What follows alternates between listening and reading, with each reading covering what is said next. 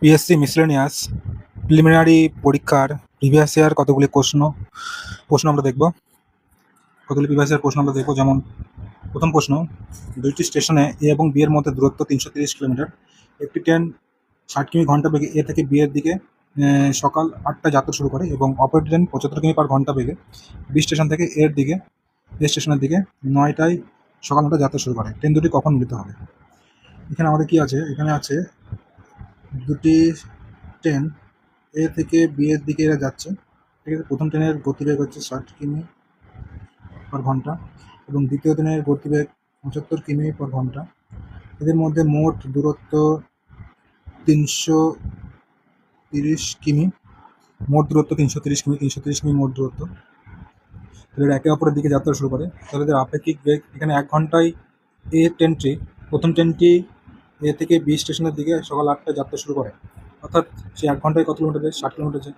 তাহলে 330 কিমি মোট রাস্তা, তার মধ্যে 1 ঘন্টায় ট্রেনটি 1 ঘন্টায় 60 কিলোমিটার যায়। 60 কিলোমিটার গেলে বাকি যায় কত?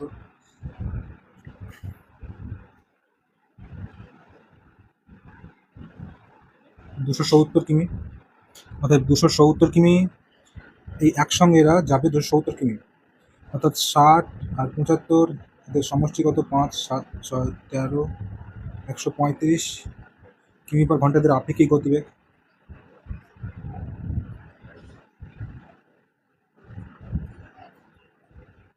আপেক্ষিক গতিবেগ কত? আপেক্ষিক গতিবেগ 135 কিমি পার ঘন্টা। এবার টোটাল রাস্তা হচ্ছে 270 কিমি। 270 কিমি 135 কিলোমিটার পার ঘন্টাতে গেলে টাইম লাগবে কত? 2 ঘন্টা। 2 ঘন্টা টাইম লাগবে। অর্থাৎ তারা 9টার সময় একসঙ্গে যাত্রা শুরু করে, সকাল 9টায়। তাহলে 2 ঘন্টা পর তারা মিলিত হবে। তাহলে 9, 10, 11। তাহলে সকাল 11টায় তারা একে অপরের সঙ্গে মিলিত হবে। ট্রেন দুটি কখন মিলিত হবে? 11টার সময় ট্রেন দুটি মিলিত হবে। এটাই হচ্ছে অ্যান্সার। সকাল 11টার সময় তারা একে অপরের সঙ্গে মিলিত হবে। পরবর্তী প্রশ্ন, নেক্সট প্রশ্ন, 6 বছর আগে অজয়ের বিয়ে হয়। তার বর্তমান বয়স বিয়ের সময়ের বয়সের 5-এর 4 গুণ। অজয়ের বিয়ের সময় তার বোন অজয়ের চেয়ে 5 বছরের ছোট ছিল। অজয়ের বোনের বর্তমান বয়স কত? তাহলে অজয়ের বিয়ের সময় বয়স ছিল কত?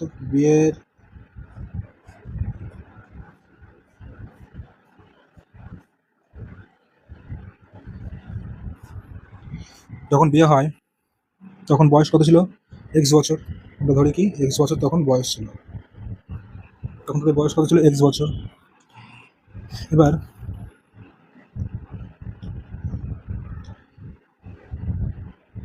তাহলে বর্তমান বয়স কত?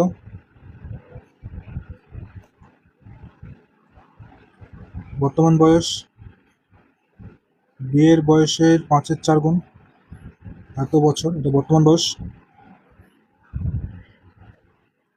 আর অজয়ের অজয়ের বর্তমান বয়স হচ্ছে এখন এইটা। তাহলে আমরা শতাংশে আমরা কি লিখতে পারি?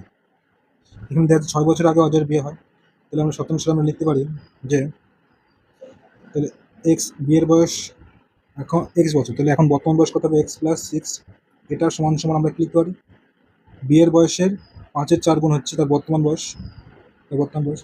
অর্থাৎ এটাও তার বর্তমান বয়স, এটাও তার বর্তমান বয়স, এটাও অজয়ের বর্তমান বয়স, এটাও অজয়ের বর্তমান বয়স। এগুলো সমান করলে আমরা কি সমাধান করলে কী পাই? X plus 6। তাহলে এখানে যে 4 এখানে গুণ হবে, অর্থাৎ 4, 6 এটা 24 হবে, আর 4x হবে এখানে। এখানে কী হবে? 5x হবে। 5x এদিকে আসলে কী হবে? x হবে। যদি x সমান সমান কী হবে? 24। x সমান 24। তাহলে অজয়ের বিয়ের সময় বয়স ছিল কত? বিয়ের সময় বয়স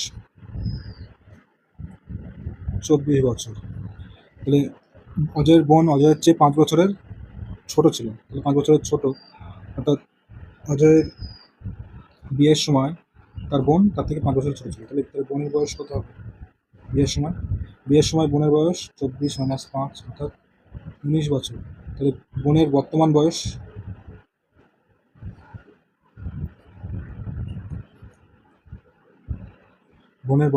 হবে কত?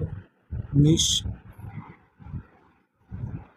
যোগ 6 হবে, কারণ বিয়ে এখন 6 বছর আগে বিয়ে হয়, এখন 6 বছর পরে, তাহলে কী হবে? বর্তমান বয়স হবে, অর্থাৎ 25 বছর হচ্ছে বোনের বয়স। তো বোনের বয়স কত? 25 বছর। বোনের বয়স 25 বছর।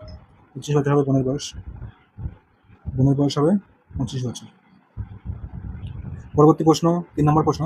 কোনো দ্রব্য 1060 টাকায় বিক্রি করলে যে লাভ হয়, তা ওই দ্রব্যটি 950 টাকায় বিক্রি করলে যে ক্ষতি হয় তার থেকে 20% বেশি। ওই দ্রব্যটি কত টাকায় বিক্রি করলে 20% লাভ হবে? পিএসসি মিসেলেনিয়াস প্রিলিমিনারি পরীক্ষা 2019-এর প্রশ্ন। আমরা মনে করি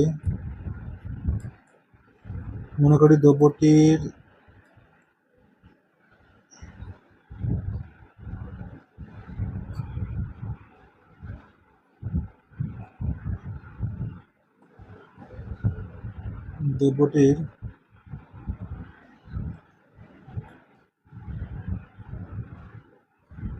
ক্রয় মূল্য এক্স টাকা, ক্রয় মূল্য ধরলাম এক্স টাকা, দ্রব্যটির ক্রয় মূল্য এক্স টাকা, তাহলে দ্রব্যটি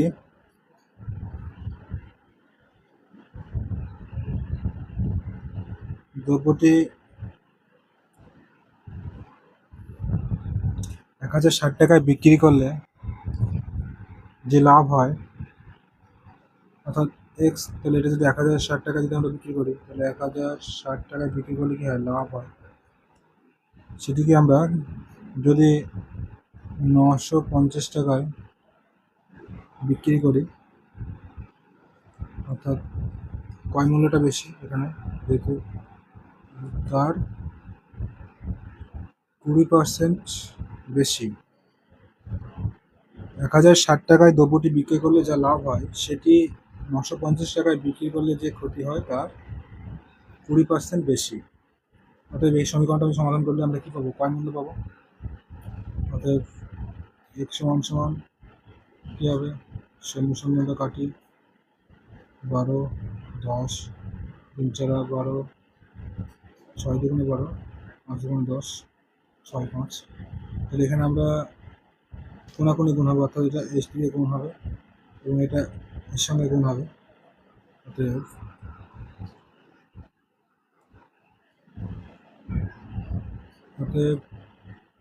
এটার সঙ্গে গুণ করলে কত হয়? 5000, 5 6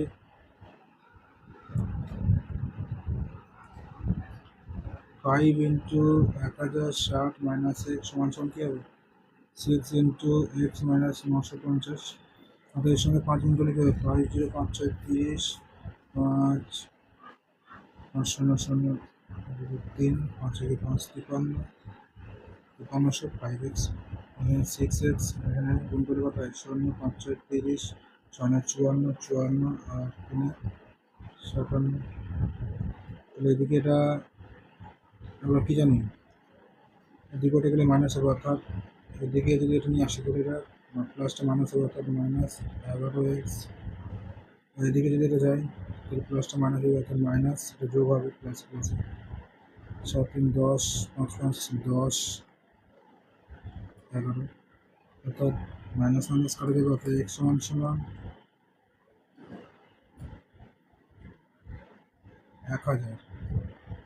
তাহলে 1000 টাকা হচ্ছে 1000 টাকা হচ্ছে ক্রয় মূল্য। ক্রয় মূল্য হচ্ছে 1000 টাকা, 1000 টাকা ক্রয় মূল্য। এবার 20% বিক্রি করলে, 20% লাভে বিক্রি করলে তাহলে বিক্রয় মূল্য কত হবে? তাহলে 1000-এর 20% মানে 120-তে যদি আমি বিক্রি করি, তাহলে আমাদের লাভ কত হবে? 1200 টাকা বিক্রি করলে বিক্রয় মূল্য কত হবে? 1200 টাকা। 1200 টাকা অ্যান্সার, অর্থাৎ উত্তর হবে 1200 টাকা। পরবর্তী প্রশ্ন, 4 নম্বর প্রশ্ন। এক ব্যক্তি তার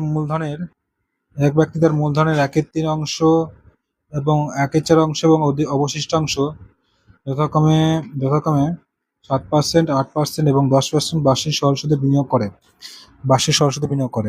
7%, 8% এবং 10% বার্ষিক সরল সুদে বিনিয়োগ করে। অবশিষ্টাংশ 10% বার্ষিক সরল সুদে বিনিয়োগ করে। যদি তার বার্ষিক আয় 561 টাকা হয়, তবে তার বিনিয়োগ করা মূলধন কত? তাহলে আমরা কি জানি, এক অংশ এখানে আছে, তার মধ্যে 1/3 অংশ যোগ 1/4 অংশ যদি আমরা বাদ দিই, তাহলে আমরা অবশিষ্টাংশ কত অংশে পাই? তাহলে অবশিষ্টাংশ কত আমরা সেটা পাই। তাহলে আমরা এক অংশ থেকে এটা বাদ দিলে 3 4 12, অর্থাৎ 12 থেকে এখানে আমরা কি মাইনাস করবো, 4 যোগ 3 অর্থাৎ 12 মাইনাস 4 3 7 বাই 12, অর্থাৎ 12 থেকে 7 বাদ দিলে 5 5 বাই 12। এটা হচ্ছে অবশিষ্টাংশ, এটা হচ্ছে অবশিষ্টাংশ অর্থাৎ 5/12 অংশ। তাহলে 1/3 অংশ। তাহলে আমরা এখানে কি শতাংশে আমরা লিখতে পারি কি, বার্ষিক আয় হয় 561 টাকা। তাহলে আমরা শতাংশে আমরা কি লিখতে পারি, শতাংশে আমরা লিখতে পারি, তাহলে 1/3 7%, অর্থাৎ মূলধন হচ্ছে এক্স, অর্থাৎ 1x এর 1/3 7%, মানে হচ্ছে 7/100 যোগ 1x/4 এর 8% যোগ 5x/12 এর 10%, মানে 3/100 সমান সমান কি 561 আমরা লিখতে পারি। আমরা লিখতে পারি কি 561, অর্থাৎ এটা আমরা যদি সমাধান করি তাহলে কি হবে 7x/300 যোগ 8x/400 যোগ 50x/1200 সমান 561। তাহলে এদের আমাদের সমাধান কি হবে, লসাগু 1200, অর্থাৎ 4 7 28, 28 হবে উপরে, এখানে কি হবে 24x, আর এখানে কি হবে 1 কি থাকবে যেহেতু 50x 561। এবার কি হবে, এটা আমরা যোগ করলে কত পাই, আমরা যোগ করলে 50 60 70 80 90 90 আর 12 102 102x, আর এই 1200টা কি হবে এদিকে যাবে, অর্থাৎ 561 ইন্টু 1200, x সমান সমান কি হবে 561 ইন্টু 1200 বাই 102, অর্থাৎ x সমান সমান কি হবে, অর্থাৎ এখানে 102 আমরা যদি কাটাকুটি করি তাহলে কি হবে আমাদের এখানে, দিই কাটাকুটি দিই, 5 দুগুণে 10 2 একে 2 6 দুগুণে 12 600, এখানে এটা কাটাকুটি করলে কি হয় 11 হয়, অর্থাৎ এখানে কি হচ্ছে, এখানে 6 11 66, অর্থাৎ 6600, 6600 হচ্ছে এখানে এক্স এর মান, অর্থাৎ এক্স হচ্ছে মূলধন। তাহলে এক্স সমান সমান হচ্ছে মূলধন, তাহলে এক্স সমান সমান কত 6600 টাকা, এটা হচ্ছে অ্যান্সার, অর্থাৎ 6600 টাকা অ্যান্সার, 6600 টাকা। পরবর্তী অঙ্ক, এ এবং বি এর বার্ষিক আয়ের অনুপাত, এ এবং বি এর বার্ষিক আয়ের অনুপাত 5:4, তাদের বার্ষিক ব্যয়ের অনুপাত 3:2। যদি বছরের শেষে তাদের প্রত্যেকে 1600 টাকা সঞ্চয় করে তবে এর বার্ষিক আয় কত। তাহলে এর ইনকাম এবং বি এর ইনকাম আমরা কি জানি, a/b এর আয় 5:4 এবং এদের ব্যয় a/b এর 3:2। তাহলে এখানে আমরা কি ধরতে পারি, এর আয় আমরা ধরতে পারি 5x এবং 4x, এটা আয়, এবং ব্যয় কি ধরতে পারি আমরা 3y এবং 2y। এবার বার্ষিক আয় এবং ব্যয়ের অনুপাতে দেওয়া আছে এবং তাদের এত টাকা সঞ্চয় হয়, সঞ্চয় দেওয়া আছে, তার মানে এখানে আয় থেকে ব্যয়টা আমরা যদি বাদ দিই, আয় থেকে যদি আমরা ব্যয় বাদ দিই তাহলে আমরা কি পাই, সঞ্চয় পাই। তাহলে এদের সমীকরণ কি হবে, অর্থাৎ 5x থেকে যদি আমরা ব্যয় অর্থাৎ 3y মাইনাস করি আমরা কত পাই, 1600 পাই। আবার কি, আবার যদি আমরা 4x থেকে যদি আমরা 2y মাইনাস করি তাহলে আমরা 1600 পাই। তাহলে এখানে 1 নম্বর সমীকরণ, এটা 1 নম্বর সমীকরণ এবং এটা 2 নম্বর সমীকরণ। এবার সমীকরণ দিকে সমাধান করলে আমরা কীভাবে, একদিকে যদি আমরা কাটাকুটি করছি তাহলে একদিকে সমান করতে হবে, তাহলে এদিকে আমরা 4 দিয়ে গুণ করতে হবে, তাহলে এটাকে আমরা কী করতে হবে 4 দিয়ে গুণ করতে হবে, এটাকে আমরা 4 দিয়ে গুণ করতে হবে, অর্থাৎ এটা 20 হবে, 20x 3 4 12y 6400 আর এখানে কি আছে, এখানে 5 দ্বারা গুণ করতে হবে, অর্থাৎ 4 5 20x, এখানে 5 দুগুণে 10y, এখানে 5 16 80 8000।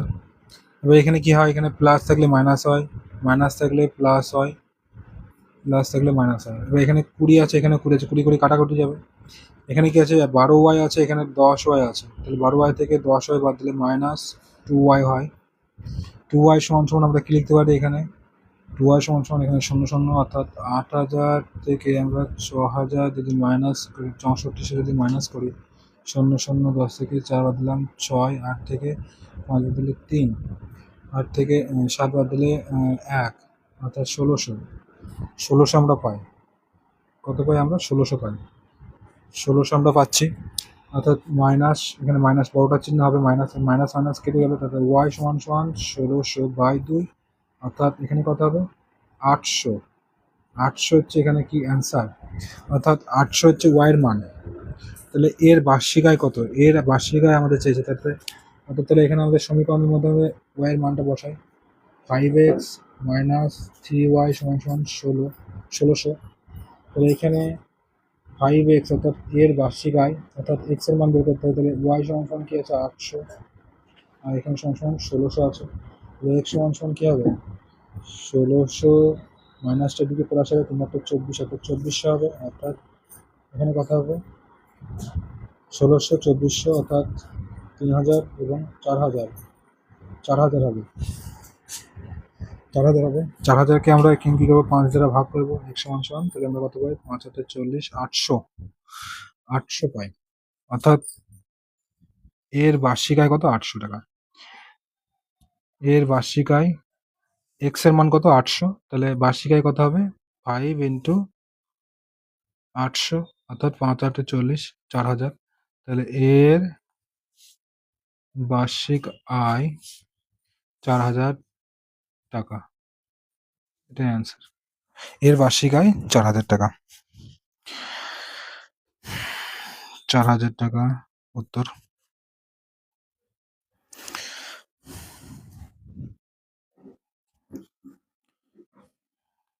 পরবর্তী প্রশ্ন, 100 মিটার দীর্ঘ একটি ট্রেন তার বিপরীত অভিমুখে 5 কিমি/ঘন্টা বেগে পদব্রজে গতিশীল এক ব্যক্তিকে অতিক্রম করতে 6 সেকেন্ড সময় লাগে, ট্রেনটির গতিবেগ কত? তাহলে এখানে ট্রেনটির দৈর্ঘ্য, ট্রেনের